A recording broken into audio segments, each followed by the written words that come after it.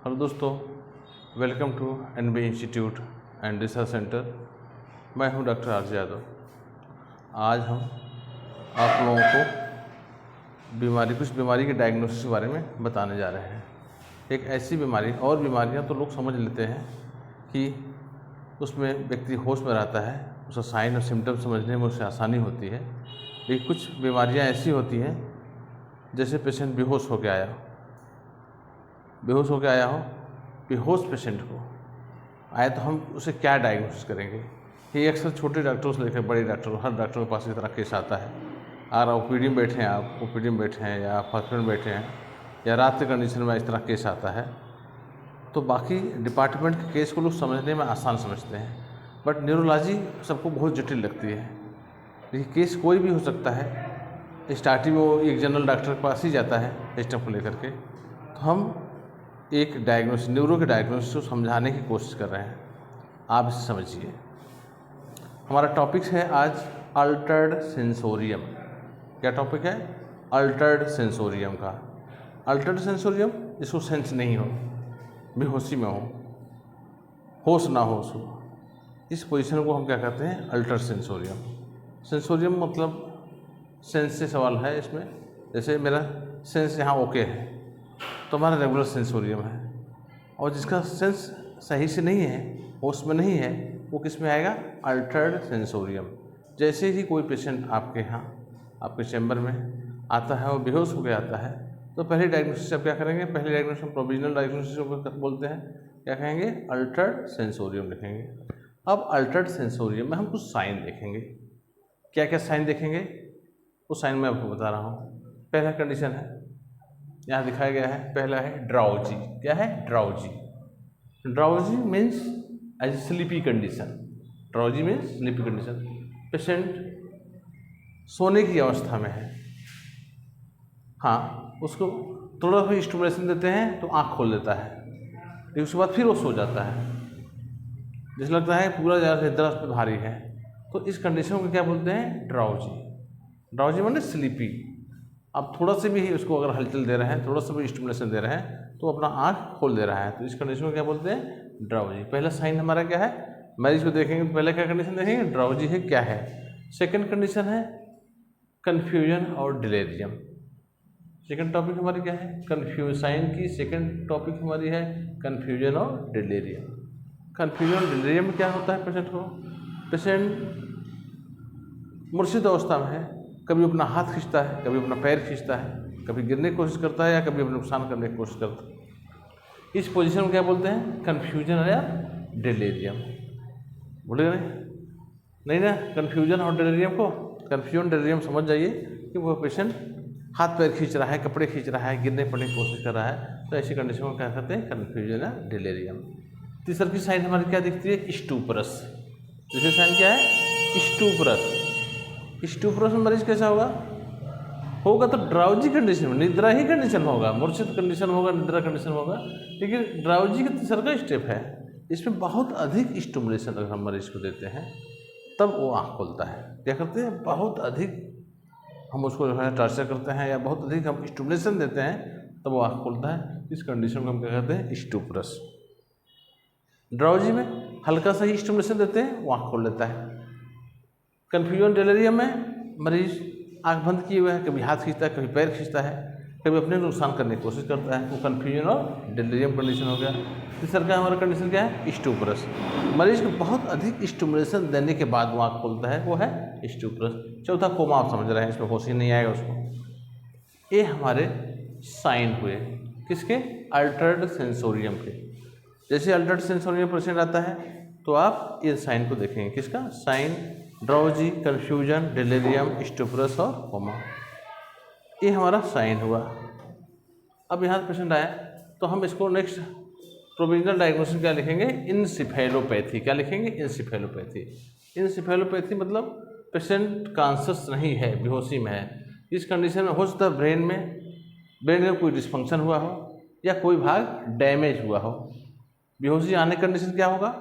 कोई भाग डैमेज हुआ हो या कोई मिसिंग होगी, वो काम नहीं कर रहा है। तो इस कंडीशन को हम प्रोविजनल डायग्नोसिस को हम क्या लिखेंगे? इंसेफेलोपैथी। अल्टर्ड सेंसोरियम क्या लिखेंगे? पहले क्या लिखेंगे? साइन को मिलाते हुए अल्टर्ड सेंसोरियम, अगर ये कन्फ्यूजन में है या स्टूपरस लिखेंगे, altered condition in altered sensorium with stuporous condition, ये हमारे साइन लिखेंगे। नेक्स्ट हम क्या करेंगे, प्रोविजनल डायग्नोसिस क्या लिखेंगे, इंसेफेलोपैथी। इंसेफेलोपैथी कोई बेहोशी पेशेंट आता है उसे हम इंसेफेलोपैथी लिख के छोड़ देते हैं तो कोई गलत नहीं होगा, वो सही है इंसेफेलोपैथी। अब हम उसके मुख्य काज पर चलेंगे, कारण पर चलेंगे, ऐसा हुआ क्यों। तो हम उसे किसी भी अटेंडेंट को बुलाएंगे, उसके अटेंडेंट से कुछ हिस्ट्री हम लेंगे ताकि हमारा कंफर्म डायग्नोसिस पता चले। कंफर्म डायग्नोसिस के लिए हम क्या करेंगे, हिस्ट्री लेंगे। तो हिस्ट्री के कुछ कंडीशंस इसमें मैंने दिखाया है, जिस कंडीशन से हम क्या पेशेंट को आंकेंगे। पहला देखिए आ रहा है ट्रॉमा। पहले क्या है, ट्रॉमा। पेशेंट कहीं गिरा पड़ा है, गिरने पड़ने से क्या हुआ, हेड में इंजरी हुई है, तो वो कंडीशन क्या हो सकता है, ट्रॉमा विथ ब्रेन इंजरी।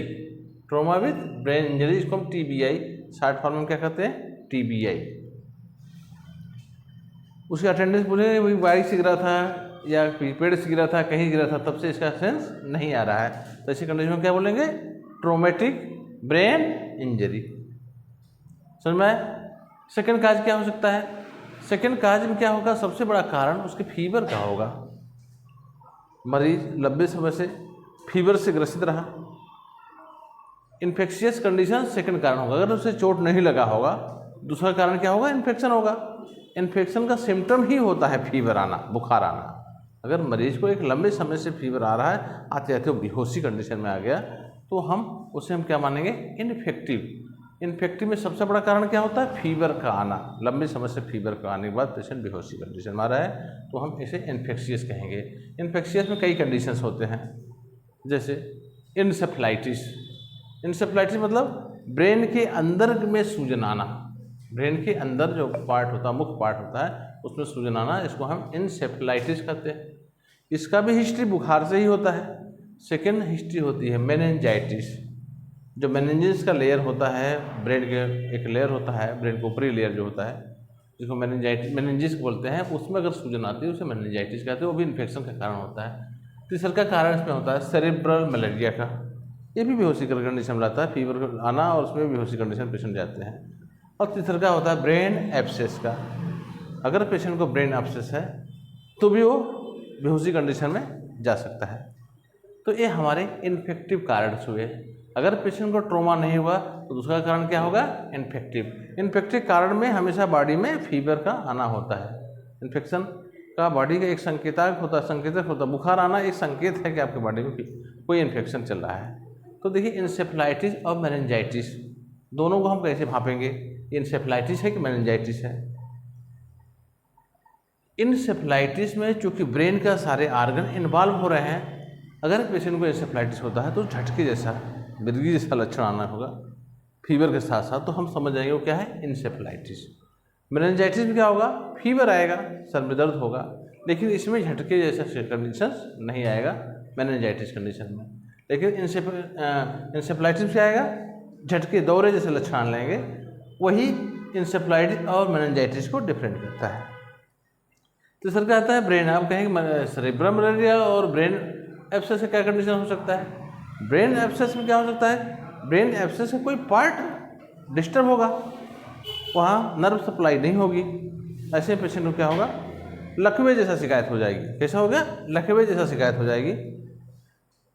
अगर पेशेंट को बुखार आते आते उसे लकवे से शिकायत हो जा रही है, तो हमारी डायग्नोसिस कहाँ बैठती है, ब्रेन एब्सेस पे जाती है। किस पे जाती है, ब्रेन एब्सेस। ये सब किसे कैसे कारण है, इन्फेक्टिव कारण से। कैसे कारण है, इन्फेक्टिव कारण है। तीसरा का हम चलते हैं वेस्कुलर में। ट्रोमा में तो सारे लोग क्लियर होते हैं कि हाँ घाव लगा, चोट लगा, पेशेंट तो वही आके बता देगा कि हाँ जब से चोट लगा तो उससे बेहोश है, 2 घंटे बाद बेहोश है, 1 घंटे बाद बेहोश है, तुरंत बेहोश है। तो ट्रोमा का साफ साफ कारण पता चल रहा है। ट्रोमेटिक ब्रेन इंजरी हम समझ जाएंगे बेहोशी का कारण।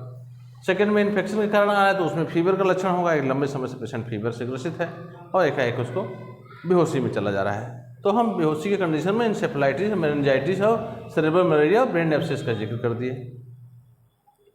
तीसरा का कारण हमारा हो रहा है वेस्कुलर। वेस्कुलर क्या हिस्ट्री होगी, उससे जो है अटेंडेंट हमें यही बताएगा कि पेशेंट सडनली एकाएक बेहोश हो गया, सडनली बेहोश होना, सडनली बेहोश होने के कारण हम किसको गिनाएंगे? वेस्कुलर्स गिनाएंगे। तो वेस्कुलर में क्या हो सकता है? इन्फ्रैक्ट हो सकता है कहीं उसके ब्रेन में जो है इन्फ्रैक्ट हो, जमा हो, ब्लड का क्लॉट जमा हो, ये हो सकता है, या ब्रेन में ब्लीडिंग कंडीशन हो। तो ये वेस्कुलर है, मतलब ब्रेन में जो नसों के द्वारा ब्लड का संवहन होता है या ब्लड का सर्कुलेशन होता है, चाहे आर्टरी हो या वेन्स हो या कैपिलरी हो, किसी में अगर ब्लड का जमाव हो रहा हो या वो फट जा रही ब्लीडिंग हो रहा हो, ऐसा कंडीशन किस में आएगा? वेस्कुलर कंडीशन में आएगा।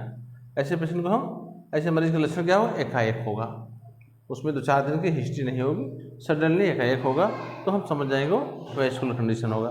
वेस्कुलर कंडीशन एक और कंडीशन होता है, पेशेंट लंबे समय से बीपी के शिकार है, बीपी हाई हो रही है, बीपी हाई हो रही है और बहुत ज़्यादा हाई हो जाती है, तो वो भी कारण वेस्कुलर का ही आता है।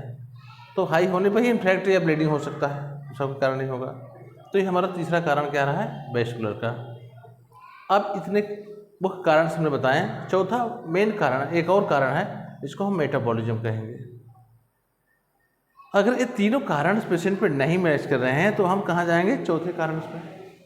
चौथे कारण को हम अगर टेस्ट कर ले रहे हैं तो 99% पेशेंट को हम डायग्नोस कर लेंगे। अभी तक जितने पेशेंट आए हैं हमारे हॉस्पिटल या क्लिनिक में, अभी तक इससे बाहर नहीं आए हैं, इसमें से ही वो डायग्नोस हो जाते हैं। तो चौथा कारण मेटाबॉलिज्म का है। मेटाबॉलिज्म क्या होगा? तो लीवर एब्सेस हो, लीवर बहुत ज़माने से डिस्टर्ब हो और उसका ट्रीटमेंट चल रहा हो, या किडनी का डिस्टर्बेंस उसका हो, या उसको हाइपोक्सिया हो, या इलेक्ट्रोलाइट का शॉर्टेज हो, इन कंडीशन में भी पेशेंट बेहोश होता है। डायबिटिक हो, देखिए मेटाबॉलिक की हिस्ट्री जो है कभी भी आइसोलेटेड नहीं होती है या कभी भी अलग नहीं होती है, हमेशा सेकेंडरी कारण होता है। क्या होता है? सेकेंडरी कारण। इसका कारण पता चल जाता है कि लीवर से लंबे समय से पेशेंट है, या किडनी के लंबे समय से पेशेंट है, सांस के लंबे से पेशेंट है, या बॉडी में कहे कि इलेक्ट्रोलाइट शॉर्टेज हो जाएगा, सोडियम पोटेशियम या क्लोराइड, इस तरह के आयंस की शॉर्टेज हो जा रही है, तो हम इस कारण को क्या बोलेंगे? मेटाबॉलिक। ये क्या कारण होगा? मेटाबॉलिक। इसमें डायबिटिक पेशेंट वो लंबे समय से शुगर का पेशेंट दवाई खा रहा है, सिस्टम खा रहा है, तो इस तरह से एक चीज़ क्लियर हो जाती है, मेटाबॉलिक कंडीशन क्लियर हो जाती है। यदि हमारे 3 नहीं कंप्लीट होते हैं तो चौथा हमारा कारण है मेटाबॉलिक। इतने डायग्नोसिस में 99% हम बेहोशी के पेशेंट को डायग्नोसिस कर सकते हैं। 5वां कारण है neoplastic brain tumour. Brain tumour का बहुत कोई खास अलग से डायग्नोस कर नहीं हो पाता है, इस रिपोर्ट में ही आती है, क्लियर हो पाते हैं, तो बहुत ठोस नहीं होता, एक कॉम्प्लिकेशन कारण होता है। और छठा कारण होता है पोस्ट ईस्टर में क्या होता है कि मरीज लंबे समय से मिर्गी का पेशेंट रहा हो, दौरे का पेशेंट रहा हो, तो ये हिस्ट्री पोस्ट ईस्टर और नियोप्लास्टिक का 1% डायग्नोस होती है। जनरली ये चारों में हमारे कंप्लीट हो जाते हैं। अब आपको इसमें कोई दिक्कत? हम बुजुर्ग पेशेंट को लेकर विशेष रूप से कहेंगे। बुजुर्ग पेशेंट हमेशा जनरली वह यूटीआई का पेशेंट होता है। हम इसको मेटाबॉलिज्म में ही रखेंगे। बुजुर्ग पेशेंट को हम मेटाबॉलिज्म में ज़्यादा रखेंगे। 60-70 के पास आ रहा है तो लमसम ज़्यादा करके उसको यूटीआई का प्रॉब्लम होता है, पेशाब संबंधी दिक्कत होती है, या पेशाब अधिक हो रही नहीं हो रही है, तो हाइपोनेट्रीमिया का लक्षण हो सकता है, उसमें सोडियम शॉर्टेज हो सकता है। तो इस कारण से इसमें जो है उसको जो है पैरालिसिस या बेहोशी का लक्षण हो सकता है। तो हमें अच्छी तरह याद होगा, आप लोग इसको समझ लेंगे बढ़िया से। अल्टर्ड सेंसोरियम, बेहोशी अवस्था में आना, ये साइन उसके रहें, ये इसके सिम्टम्स रहें, ये कारण रहे इसका, और ये हमारी डायग्नोसिस होगी। हम किसी भी पेशेंट को, किसी भी न्यूरो के पेशेंट को हम आसानी से डायग्नोस कर सकते हैं। बेहोशी के पेशेंट को हम डायग्नोसिस आसानी से कर सकते हैं। ठीक है, इट्स ओके। मेरा एक क्लास है, नेक्स्ट मैं इस पर और थोड़ी सी बेहतर तरीके से आपको बताऊँगा। Thank you.